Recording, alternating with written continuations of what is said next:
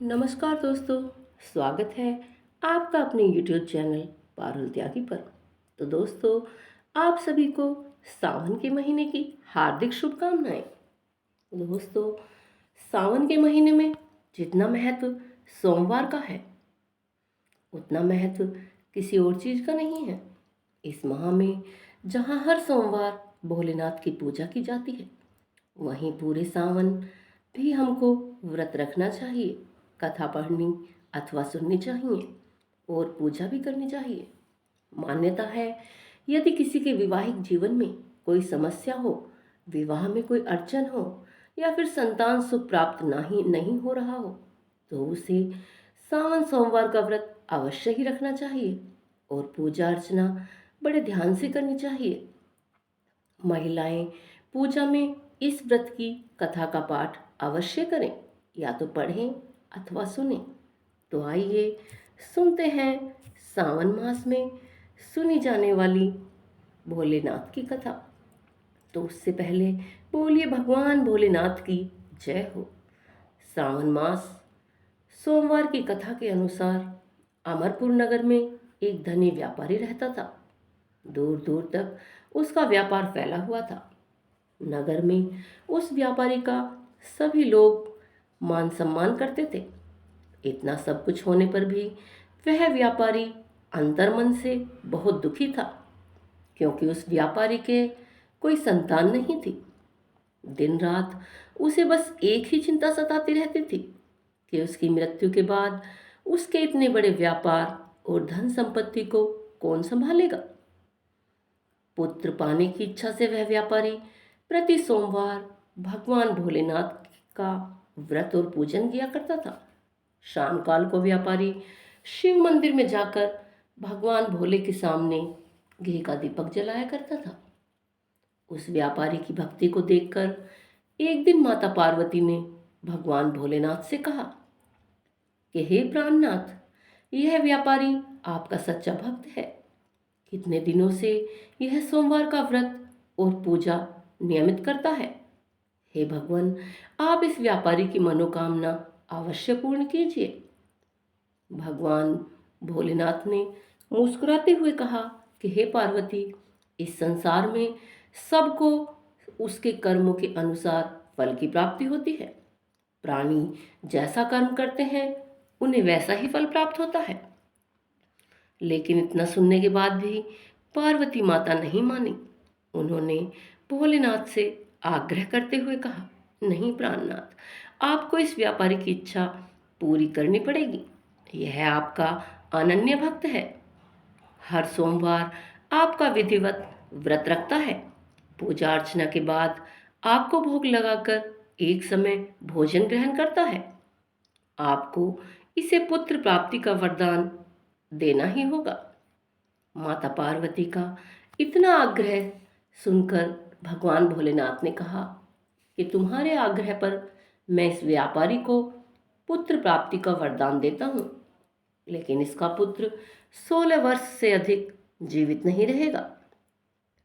उसी रात भगवान शिव ने स्वप्न में उस व्यापारी को दर्शन दिए और उसे पुत्र प्राप्ति का वरदान दिया और उसके पुत्र के 16 वर्ष तक जीवित रहने की बात भी बता दी। भगवान के वरदान से व्यापारी को खुशी तो बहुत हुई, लेकिन पुत्र की अल्पायु की चिंता ने उस खुशी को नष्ट कर दिया।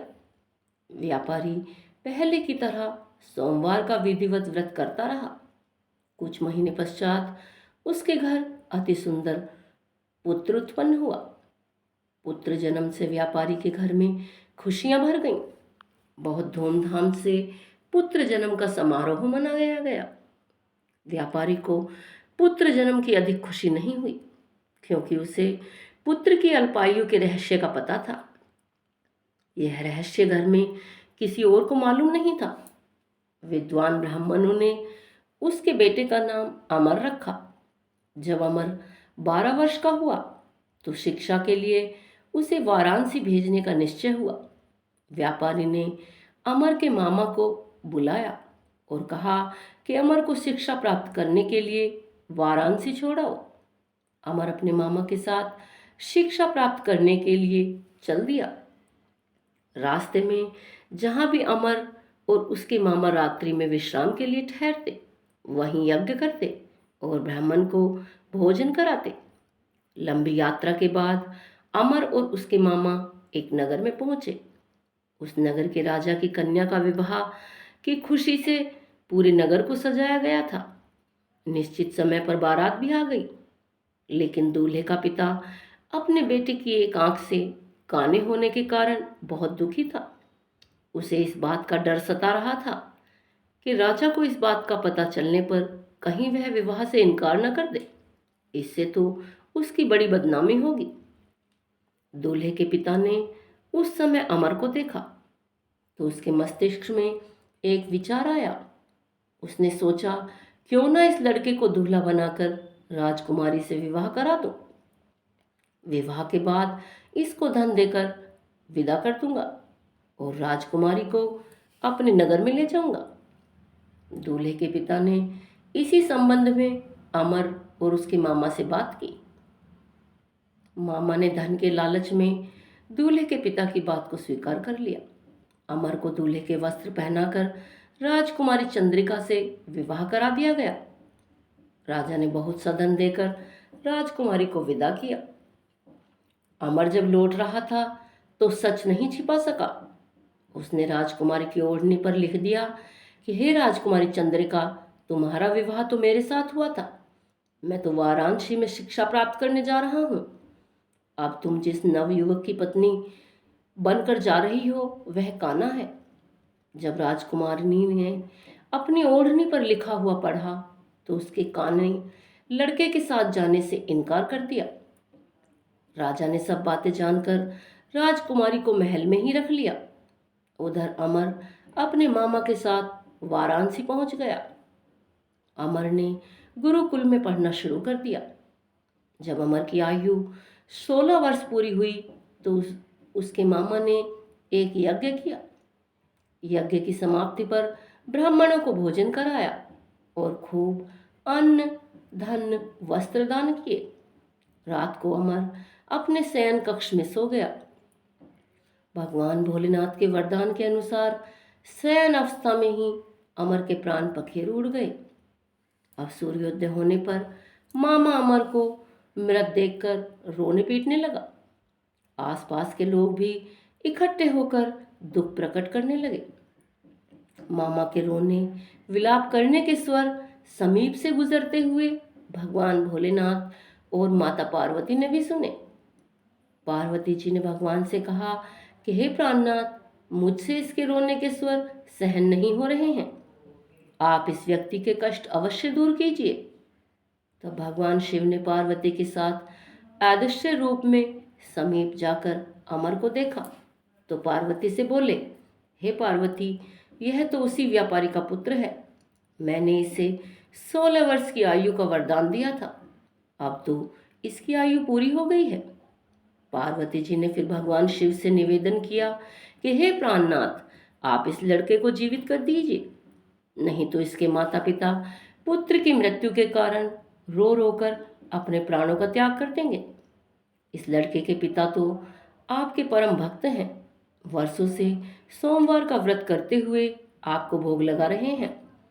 पार्वती के बहुत अधिक आग्रह करने पर भगवान भोलेनाथ ने उस लड़के को जीवित होने का वरदान दे दिया और कुछ ही पल में वह लड़का जीवित होकर बैठ गया। शिक्षा समाप्त करके अमर अपने मामा के साथ अपने नगर की ओर चल दिया। दोनों चलते हुए उसी नगर में पहुंचे जहां अमर का विवाह हुआ था। उस नगर में भी अमर ने यज्ञ का आयोजन किया। समीप से गुजरते हुए उस नगर के राजा ने यज्ञ का आयोजन देखा। राजा ने अमर को तुरंत पहचान लिया। यज्ञ समाप्त होने पर राजा अमर और उसके मामा को महल में ले गया और कुछ दिन उन्हें महल में रखकर बहुत सा धन वस्त्र देकर राजकुमारी के साथ विदा कर दिया। रास्ते में सुरक्षा के लिए राजा ने बहुत से सैनिकों को भी साथ में भेज दिया।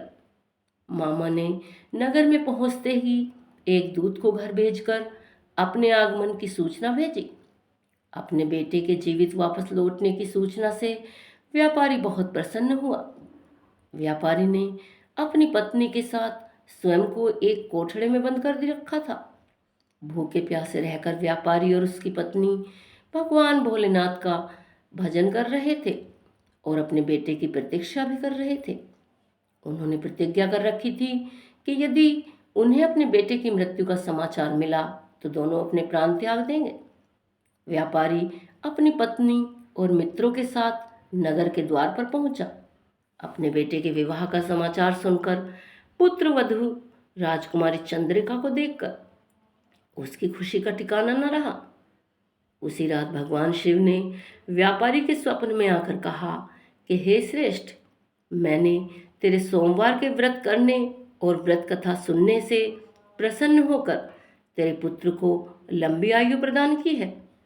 ऐसा सुनकर व्यापारी हाथ जोड़कर भगवान भोलेनाथ के चरणों में गिरकर प्रार्थना करने लगा और कहने लगा कि हे भगवान भोलेनाथ, जो भी आपके इस व्रत को करे, कथा कहे अथवा सुने, उसकी सभी मनोकामना आप ऐसे ही पूरी करना।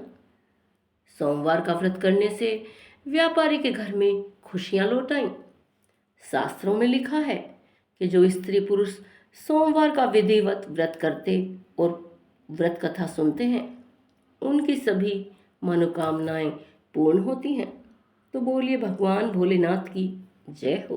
तो दोस्तों, अगर आपको हमारी वीडियो अच्छी लगी हो तो प्लीज़ लाइक और शेयर करें, और जिन्होंने अभी तक चैनल को सब्सक्राइब नहीं किया है वो चैनल को सब्सक्राइब करें।